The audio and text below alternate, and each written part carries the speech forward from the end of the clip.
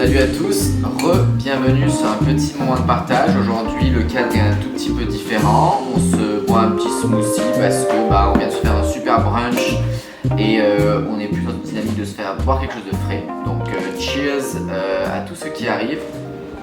Alors on avait un petit sujet de discussion aujourd'hui qui nous est venu il y a quelques jours. On voulait parler un petit peu des expériences qui te forment, des expériences qui te forgent, des expériences qui t'amènent à évoluer dans la vie, et ces expériences peuvent être sous plein de formes, donc on voulait un petit peu parler de tout ça. Partager un peu nous les expériences qu'on a pu vivre et qu'on vraiment amené un changement ou qui nous ont fait évoluer et qui ont été marquantes dans notre parcours, quoi. Et je pensais ce qui pouvait être intéressant un petit peu avec cette discussion, et je suis très, très avide d'avoir vos retours aussi par rapport à vos expériences qui ont pu vous travailler, vous faire évoluer, vous forger. Ce qui est intéressant, c'est qu'avec Maker, à la fois, donc ça fait 17 ans qu'on se connaît, donc il y a certaines de ces expériences qu'on a fait ensemble, certains voyages, certaines expériences, et certaines qu'on a fait aussi chacun de son côté, que ce soit avant de se connaître ou même après les études, vu qu'on a un peu choisi des parcours différents par la suite.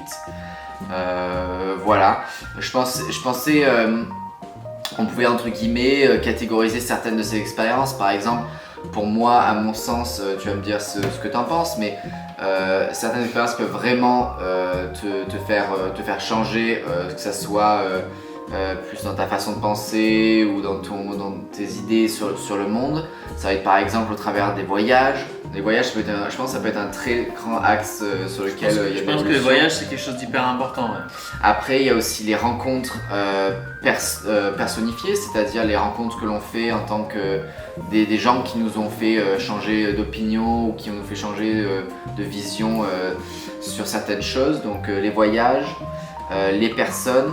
Il y a aussi après, il y a l'expérience professionnelle. L'expérience professionnelle. Je pense que par le travail, surtout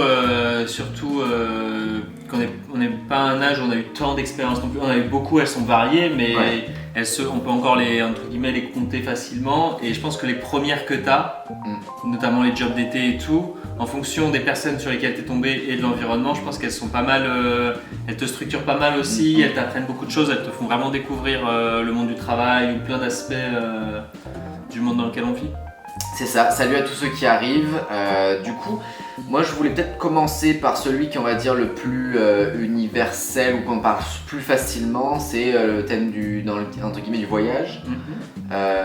Pour ceux qui savent, moi donc, je suis né en Australie, j'ai vécu 10 ans là-bas, donc quand je suis venu en France, déjà en fait j'ai été confronté à deux cultures différentes, et je pense que pour toutes les personnes que je connaisse qui ont vécu dans différents pays, c'est quand même un truc qui est récurrent, c'est quand tu prends un petit peu des différentes cultures, ça t'amène souvent une certaine ouverture d'esprit que tu peux acquérir de complètement d'autres façons, mais en tout cas cette façon-là de l'expérience est assez notoire. Et ce que tu veux dire, c'est que du coup en fait tu es un peu obligé de t'adapter à différentes façons de penser et de voir le monde et tout, et donc du coup tu peux pas rester avec une seule façon de faire, parce que dans tous les cas dans l'autre pays, quand tu arrives, ils vont penser différemment, ils vont faire les choses différemment. C'est ça, déjà dans le langage il y a des choses qui sont très différentes. C'est la façon dont on dit les choses, la façon dont on parle aux personnes, déjà ça te fait voir les choses sous différents angles. Et puis après il y a la mentalité du pays, la culture. Donc moi je sais que chacun de mes voyages, on peut aussi parler d'un voyage qu'on a fait ensemble qui était assez... Enfin, on en a fait plusieurs ensemble, mais il y en a un qui a été vraiment marquant parce qu'il venait aussi à une période de notre vie où tout ce genre d'expérience était hyper qualitatif. Oui. C'est-à-dire on est parti quand on avait, je crois, 16 ans. Quand on avait 16 ans, on est parti en Inde en voyage. On était tout un groupe avec notre classe, et on a autofinancé le projet. On est parti là-bas. Et ce qui était très particulier dans ce voyage, on va détailler un petit peu, c'est que en fait on était là-bas pour rencontrer donc des intouchables, donc qui sont les plus pauvres des pauvres en Inde, qui sont des gens qui vivent en général dans des villages, qui sont à l'extérieur des villages et qui vivent pas mal dans la misère. Et donc on dormait dans des orphelinats d'intouchables. Et du coup ça très rapidement, parce que nous on avait 16 ans, en France, on va dire que notre vie a été assez confortable, était assez simple, à part penser à faire des soirées et à profiter on n'avait pas beaucoup de contraintes dans notre vie, quoi. Bah souvent ce que je dis c'est quand je suis parti en Inde, je me souciais de quel va être le prochain t-shirt, je sais pas quelle marque je portais, mais Quicksilver que je vais pouvoir acheter, ou pourquoi est-ce que j'ai pas le dernier machin, etc. Là-bas, moi je me rappelle, comme je te disais l'autre fois, le soir on enjambait des gens qui dormaient dans la rue parce qu'il n'y avait plus de place, même sous des abris, c'est même le sol dans la rue. On enjambait les gens. Et c'est-à-dire que ce genre d'expérience, quand tu vois la plus grande pauvreté et en même temps ces gens les plus pauvres qui ont un cœur immense et qui sont prêts à tout te donner, toi bah tu te dis waouh. C'est un peu ce que tu disais au début, c'est-à-dire que la culture et le mode de vie est complètement différent et du coup ça remet pas mal en perspective celui auquel tu t'es habitué. Moi c'est vrai que ce qui m'avait beaucoup marqué là-bas c'est que en fait ils nous ont offert entre guillemets le luxe pour nous, c'est-à-dire que quand on dormait dans les orphelinats, on dormait sur donc les classes c'était des salles en béton, du sol en béton, on dormait sur une natte et c'était luxueux par rapport à eux parce que nous les nattes elles étaient neuves, donc il n'y avait pas des trous dans les nattes, alors que c'est des bouts de paille quoi, donc c'était hyper inconfortable, mais par rapport à eux, les leurs elles avaient des énormes trous et tout, donc déjà on avait un niveau de confort qui pour eux était plus important. Exactement. Et l'autre truc par rapport au partage et par rapport à l'ouverture, c'est que c'est des gens qui concrètement, matériellement, ont quasiment rien. Et quand on allait dans des villages pour les rencontrer, parce qu'on avait tout un projet, on a essayé de récupérer, on a financé le voyage pour essayer de récupérer un peu d'argent pour pouvoir aider un petit peu comme on pouvait là-bas. Et on allait dans des villages et ils nous servaient à manger sur des feuilles de bananier qui étaient limite trouées ou quoi. Et en fait, la personne qui nous a aidés pendant tout le voyage et qui accompagnait tous ces gens, qui était un avocat là-bas, il nous disait en fait c'est les assiettes de mariage de la famille quoi. Ouais, c'est ça. Et donc dès là tu mets en perspective les choses parce que d'un côté tu pourrais dire c'est juste une feuille de bananier où il y a des trous dedans et tout, et en fait quand tu remets un peu les choses dans leur contexte et tu dis en fait les gens ils t'invitent chez eux, ils te donnent tout et ils font, alors qu'ils ont rien, ils font beaucoup plus que nous ce qu'on est prêt à faire dans nos pays occidentaux quoi. Pour même des gens qu'on connaît quoi. Donc, pour des gens qu'on connaît. C'est vrai qu'à ce type de voyage là, donc pour un peu parler du coup du thème du voyage, c'est quelque chose qui nous a vraiment à la fois remis en perspective nos priorités. Moi je sais quand je suis rentré en France, je me dis ok, moi j'ai un toit déjà, je suis au chaud en hiver, je mange si je veux 3 fois par jour, j'ai des gens qui veulent mon bien et qui prennent soin de moi, ok quoi, c'est bon. Je vais arrêter de faire des petits chichis pour de la sape, pour un truc que je veux. Enfin, voilà, ça c'est quelque chose qui a vraiment, je pense, bouleversé, tous les deux, dans notre construction et dans notre façon de voir le monde. Je pense qu'il y a eu en tout cas personnellement, il y a eu un effet immédiat quand je suis revenu, de se dire que ça remet vraiment en cause les choses et tout, on réfléchit différemment. Cet effet-là, était assez temporaire, c'est-à-dire qu'au bout d'un moment, il s'efface un petit peu parce qu'on reprend ses habitudes. Bien sûr. Un peu malgré soi, mais on reprend ses habitudes dans son confort, dans notre mode de vie qu'on a en France et tout. Mais par contre, il y a un truc qui est resté un peu plus profondément ancré tout au long, et je pense qu'il même a participé au fait qu'on lance la marque et tout, c'est que de se dire que en fait, si tu remets les choses en perspective, on n'a pas besoin de tant de choses que ça pour vivre à peu près confortablement non plus. C'est ça. Et du coup, je pense que ça a remis en perspective aussi, je sais pas moi, la valeur de l'argent, de plein de choses et tout, de se dire que c'est quoi vraiment ce que tu as besoin pour avoir ton confort minimum. Et à partir de là, c'est quoi le plus important? C'est d'arriver à créer ta vie, à concevoir ta vie en plus de ça, ou c'est d'avoir plus d'argent et baisser ton confort au final, ou ton bonheur En termes de possession, qu'est-ce que tu as besoin pour être heureux? C'est clair, il y a un peu de ça. Et vous, est-ce que vous avez des voyages ou des expériences de vie qui vous ont un petit peu marqué, ou en tout cas changé votre vision sur le monde? N'hésitez pas à partager, on est chaud de voir un petit peu vos expériences. Moi, je pensais... pardon. Non, vas-y, je t'en prie. Moi je pensais à un autre voyage où on a fait un peu en commun, mais pas tout le long. C'est quand, donc un peu avant ce voyage en Inde, dans la même école, on a eu l'occasion aussi de faire un échange linguistique. On est tous les deux partis en Allemagne, mais on pouvait partir un peu là où on voulait, dans une autre école pendant 3 mois. Et donc moi j'étais à Berlin, toi t'étais à Kiel dans le nord de l'Allemagne. Ouais. Et c'est vrai que dans une autre mesure, parce que ça n'a rien à voir, mais c'était hyper intéressant aussi au niveau de comment ça m'a fait évoluer, parce que on avait 15 ans. Ouais, 15 ans, ouais. On avait 15 ans, pendant 3 mois tu pars de chez toi, tu arrives dans une nouvelle famille, Et moi, ce qui est pas mal marqué, c'est que les Allemands ils sont beaucoup plus autonomes qu'en France. C'est-à-dire qu'en France, quand tu as 15 ans, bah, tu as encore tes parents qui sont...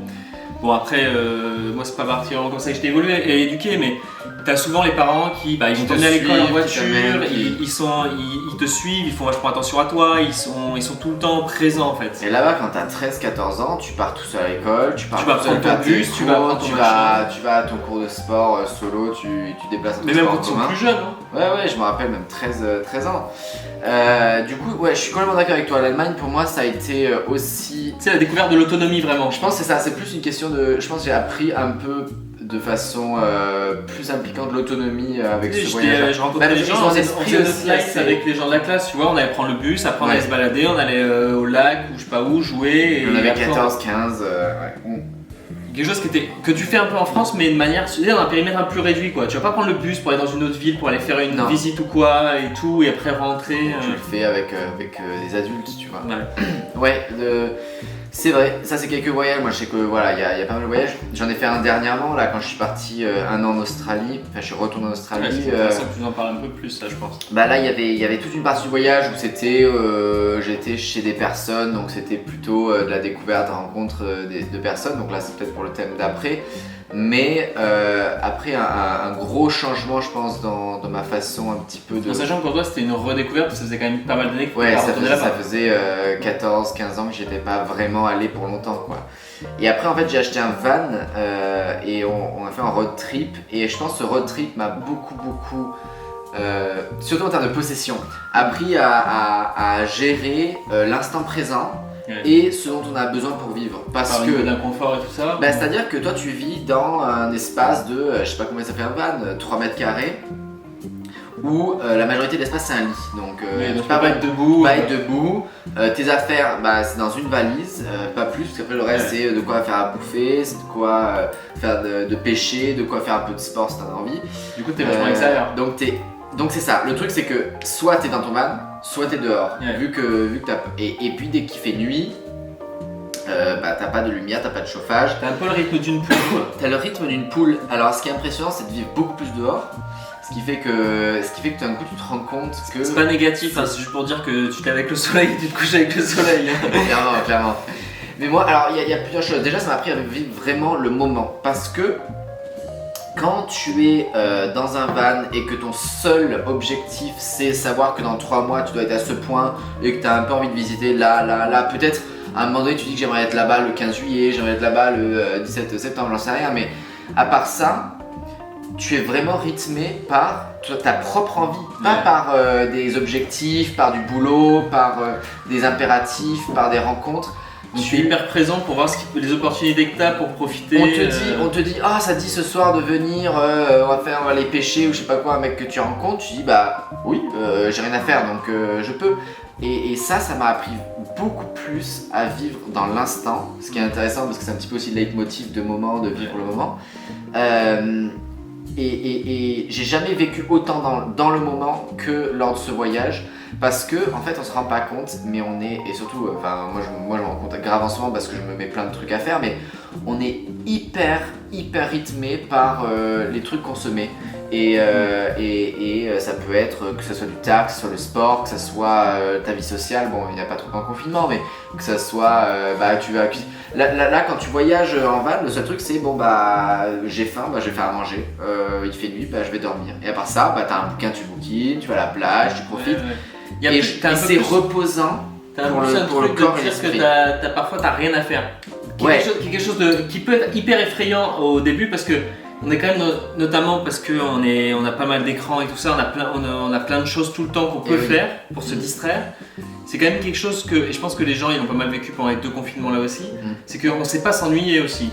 L'être humain c'est quelque chose qui est inconfortable en général parce que, on a parlé pendant le dernier live aussi, potentiellement ça te renvoie aussi au fait que d'un coup t'es tout seul avec toi-même quoi. T'es tout seul avec toi-même et non seulement on n'aime pas s'ennuyer mais en plus on se rajoute des choses, c'est-à-dire que je suis en train de manger, je regarde un film en même temps, j'ai mon téléphone à côté, je suis en train de faire 3 trucs à la fois, à aucun moment j'ai un espace pour pouvoir me projeter sur comment est-ce que je sens, comment est-ce que je me ressens.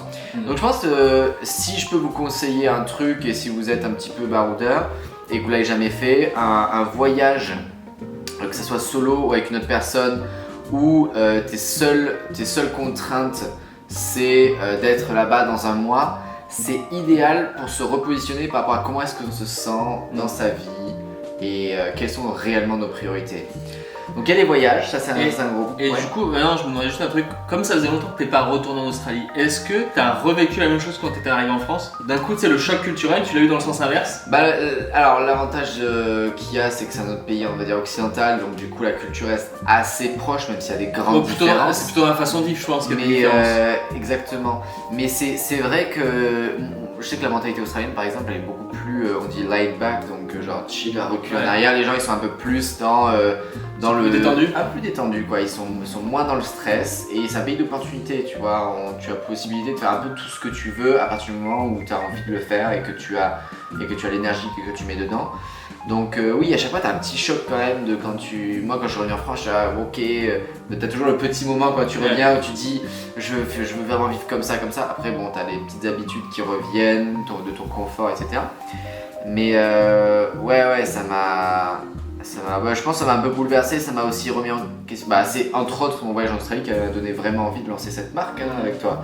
C'est que ça m'a repositionné sur mes priorités. Le fait d'être face à soi sur un road trip, ça m'a mis face à mes priorités. Et je pense qu'en Australie, il y a un autre truc qui m'a pas mal construit, c'est les rencontres que j'ai faites. Et je pense que ça c'est une autre thématique qu'on voulait aborder sur quelles sont les expériences qui forgent ta vie. Les rencontres, ce sont énormes, c'est-à-dire qu'il y a des personnes qu'on va indiquer comme une figure fraternelle, paternelle, maternelle, peu importe, un ami, une personne qui nous renvoie, que ce soit des choses positives ou négatives d'ailleurs, on se construit tout autant avec les deux expériences. Mais voilà, est-ce que toi tu pourrais, je sais pas, t'as en tête une idée d'une personne qui par exemple t'a fait grandir d'une certaine façon ou t'as fait du mal mais du coup tu grandis par ce mal, quoi. Moi les personnes auxquelles je pense là assez instinctivement c'est mêlé à une expérience de travail. Ouais. Les deux elles sont du coup on peut traiter les deux en même temps, mais tu vois. Je pense que un des premiers jobs d'été que j'ai eu, c'était bosser en restauration pour le festival d'Avignon et dans un petit resto familial. Et donc pendant un mois, c'est une période hyper intensive où tu bosses 12, 14, 15 heures par jour non-stop, pas de jour, 7 jours sur 7, faut enchaîner parce qu'en un mois, les restos ils font 80% de leur chiffre d'affaires de l'année. Et donc c'était un petit resto familial et c'est vrai que la première année, ça s'est passé un peu, je connaissais rien à la restauration. Le patron, il est issu de ce milieu depuis qu'il peut travailler.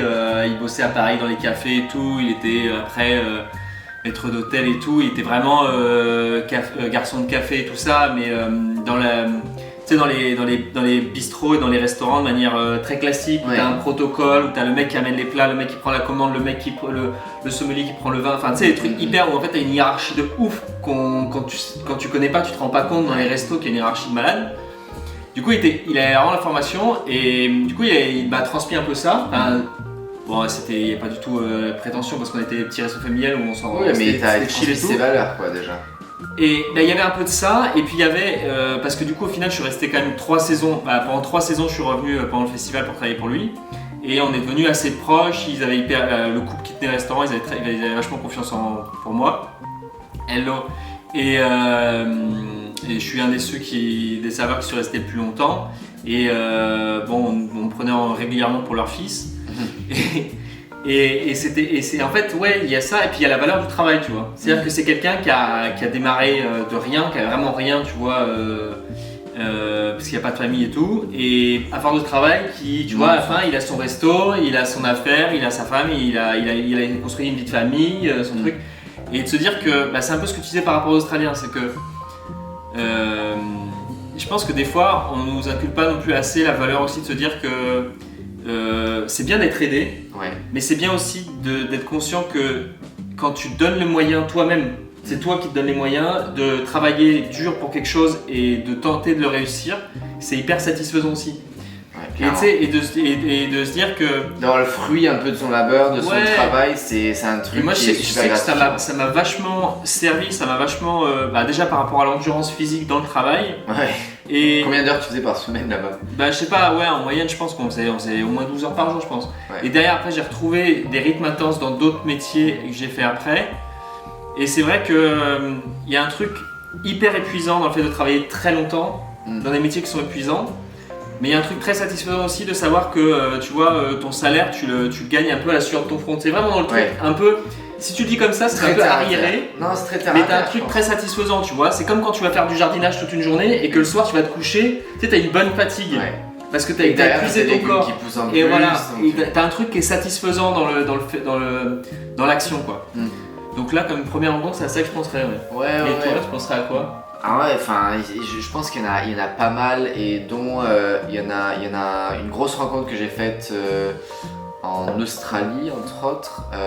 C'est un mec, donc c'était un pote de mes parents qui a un enfant dans son âme et puis un mec qui bosse à fond. Je parle de Marc Louard. C'est un mec, déjà, il y a eu plusieurs phases. C'est-à-dire que quand il est venu en France me faire un petit voyage, j'avais 17 ans. Et je l'avais rencontré quand tu étais à cette époque-là, ouais, 17-18 ans. Il m'a vraiment donné envie de me mettre au sport, tu vois, en m'amenant ce côté-là de pour s'occuper de soi, se faire du bien, mais trouver le sport qui te correspond. Donc ça, c'est le premier moment où tu vois, c'est un homme qui avait plus de 40 ans à l'époque, c'est ça. Super stock parce que lui, il a fait du sport toute sa vie, qui incarne entre guillemets le cliché de l'homme. À la fois de par sa virilité, en plus il a une énorme barbe, il est super musclé, et à la fois parce que c'est quelqu'un de super doux, super avenant et qui est prêt à montrer son amour. Donc pour moi c'est tout ce que devrait être un homme, c'est-à-dire à la fois fort et à la fois sensible. Enfin tout, pas obligé d'être fort, mais plutôt ce que je veux dire de modèle que tu as trouvé. Ouais, c'est plutôt ça, c'est plutôt un modèle que j'ai trouvé et ça m'a donné envie de suivre ce genre de voie. Et quand je suis retourné en Australie, je suis resté un certain temps chez lui. Il m'a instruit au bain glacé par la technique Wim Hof, donc c'était aussi un moment super, un peu de communion parce qu'on se retrouvait entre amis à se plonger, c'était très rituel, on se plongeait dans le bain glacé, il y avait tout un truc de respiration avant. Il m'a inculqué aussi au groupe de parole entre hommes que j'ai pu refaire en France il y a 2 ans. J'avais organisé un groupe de parole qu'avec des garçons, et c'est un truc que j'aimerais bien remettre en place. C'est un sujet d'ailleurs qu'on a aussi envie d'amener aussi dans un live un jour. C'est un peu ce que tu dis par rapport justement les heures, justement, au modèle masculin et viril de l'homme dans la société, et puis à la réalité et aux effets néfastes que ça peut avoir. C'est ça, c'est-à-dire que c'est super important, je pense, pour un homme aujourd'hui, surtout de par notre éducation qui peut-être a voulu un peu stériliser ça, mais de montrer notre sensibilité, de montrer que on sait aimer et on sait être aimé, et on sait aussi être fort, mais on sait aussi parfois être complètement à l'opposé, c'est-à-dire montrer ses faiblesses justement. Et c'est un truc que lui m'a pu m'inculquer tout en étant un mec, comme je disais, il a des muscles de partout, il est tatoué, une grosse barbe, c'est un gourou, et en même temps il te dit je t'aime, tu vois, et ça c'est beau. Ça c'est un mec c'est un modèle un peu, un role model que j'ai envie de suivre. Je crois qu'il y a Johanna qui a posé une petite... qui me disait pour moi c'est très souvent des mauvaises expériences qui me font grandir. Mais ce qu'on disait juste avant, c'est que ça peut, bon comme mauvais, l'expérience, tant que tu en tires un enseignement, c'est le plus important. Je pense qu'on a tous vécu des expériences un peu intenses ou mauvaises ou dures ou difficiles, de perdre quelqu'un ou pas du tout, hein, ou juste une expérience amoureuse qui se finit de façon désastreuse. Mais quand on a fini cette expérience-là, une fois qu'on fait entre guillemets le deuil, le bilan que tu en fais peut être super positif. Et puis après, il y a aussi pendant que tu es en train de vivre l'expérience, parfois c'est inconfortable ou c'est pas complètement agréable. Mais en fait, potentiellement, il y a quand même du positif qui en ressort, ou ce que disait Camille, ça t'apprend des choses. Ou peut-être qu'au début c'était bien et d'un coup après ça te correspond plus. C'est ça. Il y a plein de situations quoi. Et puis les expériences qu'on fait avec les êtres humains, il faut pas oublier qu'on évolue. Moi il y a un truc, il y a un truc un peu difficile je pense quand tu passes ado à adulte, c'est qu'il y a plein de gens avec qui tu t'entendais vachement bien et que tu te rends compte qu'il y a tellement de changements entre tes 15 et tes 20 ans que d'un coup les mecs que t'adorais ou les filles que t'adorais quand t'avais 15 ans, bah, quand t'en as 20, 25, 30, t'as plus rien à voir avec eux. Et dans un premier temps, c'est triste, tu te dis putain, merde, ça me fait chier, j'ai pas envie de. Voilà. Et puis après, tu te dis en fait, c'est juste qu'on évolue, je vais rencontrer d'autres personnes qui me ressemblent plus. Voilà. Ouais. Donc, tu as des expériences donc, de voyage, des expériences de rencontre avec les personnes, des expériences professionnelles. Moi, je sais que mes études et d'éducateur spécialisé, moi j'avais donc 19, 20, je crois que j'avais 20 ans quand j'ai commencé mes études d'éduc. 3 ans d'études où tu fais face à la misère du monde, c'est-à-dire tu rencontres des gens qui ont plus de famille, des gens qui ont été abusés, des gens qui ont vécu des trucs traumatisants, tu deals avec la prostitution, la drogue, etc. Donc tu rencontres un peu toutes les choses intenses que la société peut faire ressortir, et surtout tu t'occupes de la misère du monde comme je disais. Et tu apprends à te connaître aussi, parce que les études d'éducateur c'est aussi se remettre en question, parce qu'il faut remettre toujours en question sa pratique. Remettre en question ses valeurs, parce que tu peux faire face à des personnes qui ont des cultures très différentes de la tienne et ne pas être dans le jugement. Pour moi c'est 3 années de formation plus parce qu'il y a eu pas mal, c'est la moitié de la formation c'est les stages, plus les expériences pro que j'ai fait derrière, parce que j'ai bossé en centre éducatif fermé, donc c'est un peu soit le palier juste avant la prison, soit juste après la prison, mais pour mineurs. C'est comme une prison, mais au lieu d'avoir des bâtons, c'est des éducateurs. Et là tu te rends compte que t'as des gens, ils ont une vie, jamais tu voudrais la même. Ça te permet de relativiser aussi derrière. Ouais, ça te permet de relativiser. Moi je sais que j'ai vachement travaillé aussi sur mes craintes, c'est-à-dire être face à une situation de danger, de quelqu'un avec un couteau, etc. J'ai aussi appris à maîtriser mon stress, mes émotions et remettre en question ma vie tout en faisant une expérience de vie. Et ça c'est une expérience de travail qui m'a énormément forgé, mais je pense que toutes les premières expériences de travail nous forgent beaucoup, par exemple les expériences de travail dans les champs, le labeur, tu vois. Mais le labeur, c'est important pour ceux qui n'ont jamais travaillé la terre ou de leurs mains ou d'avoir cueilli des trucs, d'avoir sué un peu pour de tenter l'expérience, même si c'est que pour une journée, c'est super bon. C'est une autre expérience qu'on a eu l'occasion nous de faire aussi quand on était plus jeunes pour le coup. On avait quoi, avec 14-15 ans. Ouais. C'est que dans l'école qu'on faisait aussi, on était obligé de faire un stage dans une ferme. Et moi je sais que j'étais dans une ferme avec des animaux et tout, j'étais avec l'éleveur en fait. Et je sais que mon job donc ça durait 3 semaines, mon job pendant 3 semaines tous les matins, c'est qu'on se levait à 6h, 5h30, 6h du matin, on buvait le café et après lui il allait s'occuper de faire la traite des vaches. Ouais. Et moi je devais aller nettoyer les box et nourrir les cochons. Et quand tu as à cet âge-là, et c'est un peu ce que tu disais tout à l'heure, c'est-à-dire que tu es un peu plus dans les apparences, dans la superficialité, tu commences à devenir un peu con et tout, et là ça te remet un peu les pieds sur terre, tu vois. Clairement. Et je sais qu'au début c'était un peu compliqué comme expérience pour moi, parce que concrètement tu te trouves dans la merde et tout. Et en fait je sais qu'au bout des 3 semaines j'étais hyper content, parce que les cochons c'était devenus mes potes et qu'ils et je pense qu'il y a un autre truc qui est lié avec tout ce qu'on raconte là aux expériences et tout, c'est que souvent je pense que, mais c'est un problème qu'on a partout et dans tous les domaines, c'est que quand tu connais pas et quand tu sais pas et que t'as pas expérimenté, soit t'as peur, soit tu dis que c'est pas bien. C'est l'inconfort. L'inconfort et puis tu sais se dire que tu connais pas, donc du coup c'est pas bien, tu vois. Et genre forcément ça va être un peu, c'est pas ça, c'est pas pour toi, ou je sais pas quoi. Alors qu'en fait si tu testes un peu et que tu vois potentiellement c'est pas si pire que ça. Et puis après je sais pas, je sais que je suis attaché à ce que je mange et tout ça, et je suis hyper content d'avoir eu l'occasion de faire l'expérience, de voir comment ça se passe dans une ferme, comment est-ce que la viande elle est, tu vois comment les cochons ils sont élevés et tout, et de se dire que tu manges après, c'est une valeur vraiment, c'est une façon d'apprendre la vie, quoi. C'est pas forcément confortable, j'ai pas forcément envie de le faire pour un métier. Ouais, non. Mais par contre, je suis content de savoir comment ça se passe pour de vrai, parce que moi ça veut dire que je suis pas d'avoir des ornières et de me dire je sais pas comment ça se passe et j'ai juste mon jambon dans l'assiette, ou ça permet aussi de reconnaître la valeur des choses, quoi. Exactement. Je pense que là on a fait entre guillemets un petit tour des choses. c'est un sujet qui mériterait, je pense, beaucoup plus de discussion et peut-être qu'il faudrait cibler sur un truc comme les rencontres et tout ça. Je sais pas, n'hésitez pas à nous envoyer plus tard des petits messages, on le dit souvent, mais ça fait plaisir quand on reçoit vos expériences sur ces moments de partage ou sur vos vies. Ça nous donne aussi des idées sur d'autres moments de partage à faire. Sujets. On continue d'essayer pour les prochains mois d'en faire 1 à 2 par semaine selon les semaines, voilà, au moins 1 tous les 10 jours dans le max. Dites-nous aussi ce que vous avez pensé à un format un peu différent, dimanche après-midi. Autour d'un petit smoothie. Voilà. Voilà, donc le sujet c'était les expériences de vie qui te forgent. On a cité quelques-unes et on pourrait passer l'après-midi à en parler parce que non pas qu'on ait une vie particulièrement riche, mais c'est vrai qu'il y a plein de choses qui nous ont bouleversés. C'est aussi quand tu fais le point que tu te rends compte que justement aussi on a tous une vie hyper riche et du coup c'est hyper important aussi des fois de faire un peu le point, de se dire que il y a des expériences qui t'ont marqué. Donc voilà. Merci à tous la team. Bon dimanche après-midi. Ouais, passez un bon dimanche.